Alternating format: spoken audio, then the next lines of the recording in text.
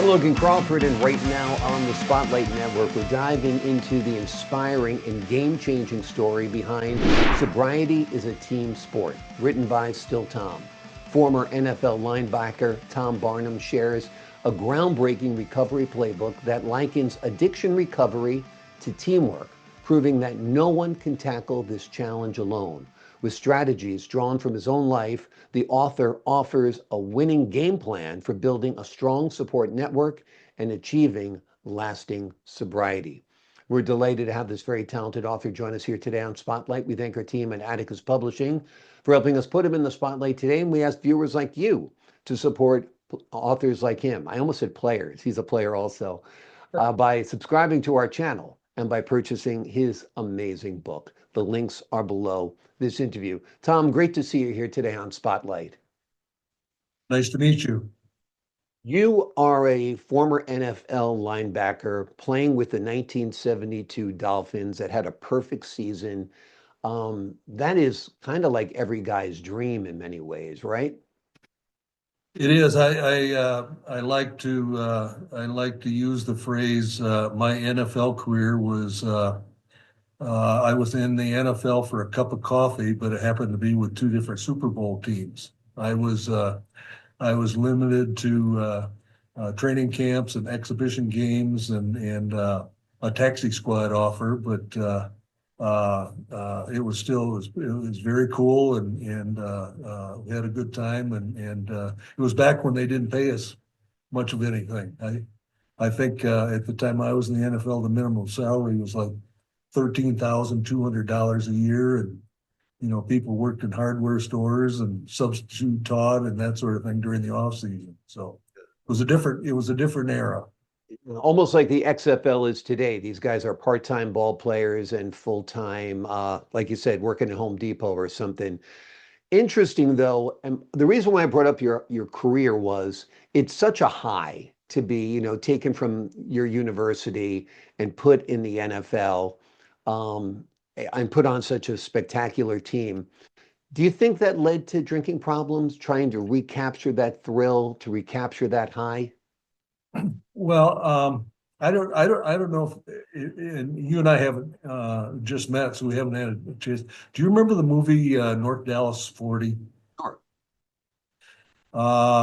Pete Gent wrote that, and he was actually a Spartan basketball player. He didn't play football at Michigan State. He was on the basketball team, and then he was a tight end for the Dallas Cowboys. That era, the movie itself was a lot closer to the truth than people would like to expect. There were the majority of people drank way too much, and the lifestyle contributed to excesses in every way. Again, whether it was steroid use or recklessness and that sort of thing. I think it was all a contribution to becoming an alcoholic.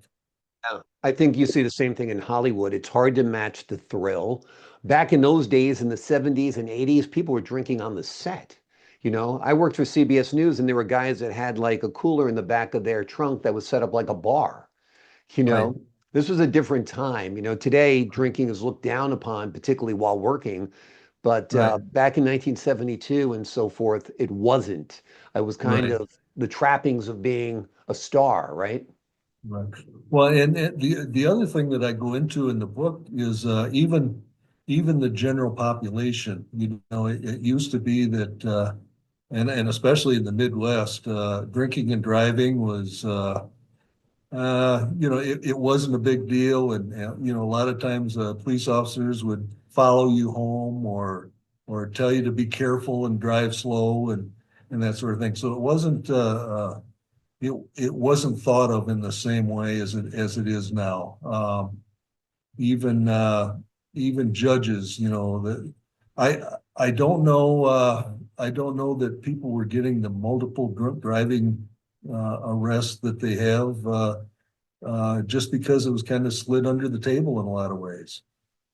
I mean, it was just kind of the way it worked. Like you said, the officer would pull you over, he'd say, slow it down, maybe get out and take a taxi if he thought you weren't able to drive, but you weren't getting hauled off to jail and you weren't getting your Right, car impounded and you weren't getting tens of thousands of dollars of fines like people get right. today. So society has improved, but there's still people who are struggling with alcohol. And your book is a great tool. You kind of borrow from your teaching or learning rather as a football player. Tell us a little bit about your method. Well, one of the things that I make note of is uh, people who have become alcoholic. Uh, Once you understand that, the first thing you have to do is learn to surrender. And as an athlete, and particularly as a linebacker, where I always felt that I was the toughest person on the field, the last thing in the world that I would ever consider would be to surrender. I mean, it was, and the other thing that I've noticed in meeting in different AA rooms and things like that over the country is that the other people who tend towards having difficulty with alcoholism is military people. And again, it becomes a macho thing where okay, I got a problem, but I can control it. And the worst thing in the world to think of is that you can once something has received has elevated to addiction status, uh, there's a complete loss of control, and you need help from other people. And like I say, there's a way to build a team, and that team can help you and your family and the people around you and the people that you work with and that sort of thing.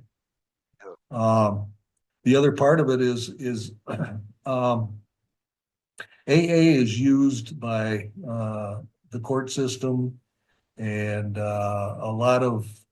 in a lot of ways, AA has been the backbone of finding sobriety. But there's a lot of things that you consider when AA is 90 years old. And so a lot of the traditions of AA involve number one, alcohol only. Number two, it started out, it was only men. Number three, the time that it took to develop a true addiction tended to be, 12, 15, 16 years. Whereas now with younger people and different chemicals and things like that, people become addicts, within just a few years. And so that part has changed. And AA has a lot of turmoil because there's a lot of different attitudes, and AA is a very democratic organization. So there's a lot of arguments and different things over what's right and what's wrong, and different groups and different sections of the country will have different ideas. So you need to have a team. You need to find people that care about you and you care about them, and it becomes a family team sort of a Somebody thing. struggling right now with alcohol, what would your best advice to them be? At this point, it would be go to an AA meeting, talk with someone, with someone who has been there and done that. One of the big things in treatment is uh, you will find a lot of happy old people like me who are having the opportunity to enjoy their life in a way that they never have before. And all over the country, you'll find very uh, helpful people who are recovering, and get somebody you can count on. Now we use sponsors where a veteran will spend time and effort with an individual trying give them a phone number and communicate and help them with their program and run their program. So getting help. The other thing is professionals. You know, they're good organizations. Where I live here near the Twin Cities, Hazleton is just on the other side of the river, and there's all kinds of outstanding treatment programs. The big thing is get help. Get somebody to give you some assistance.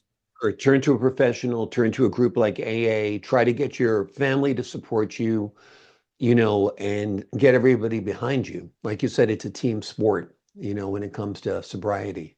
Oh, I got an idea. You could read my book. Absolutely. Without a doubt. That might work too, huh? Without a doubt. That is a great first step. It's a great reminder.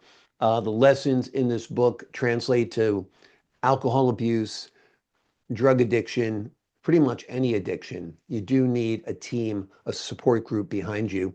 The name of the book is Sobriety is a Team Sport by StillTom. Former NFL linebacker Tom Barnum shares a groundbreaking recovery playbook that likens addiction recovery to teamwork, proving that no one can tackle this challenge alone. He draws strategies from his own life and offers a winning game plan for building a strong support network and achieving lasting sobriety. Tom, thank you so much for joining me here today on Spotlight. Sure. I'm happy to be here. Happy to meet you. Happy to meet you as well. Before we leave you today, I'd be remiss if I didn't ask you what's your Super Bowl prediction. Man, I'd love to see the Lions win it. I think it's going to be the Chiefs and the Lions, right?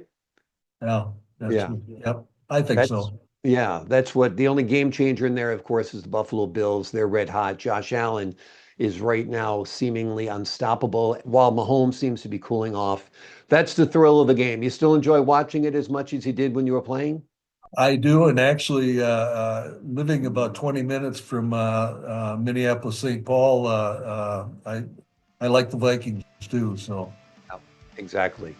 Well, we shall see what we shall see. Tom, thank you so much for joining me. thank you. You have a nice day. You too. To the folks at home, I'm Logan Crawford, thanking you for your time this time. Until next time on Spotlight.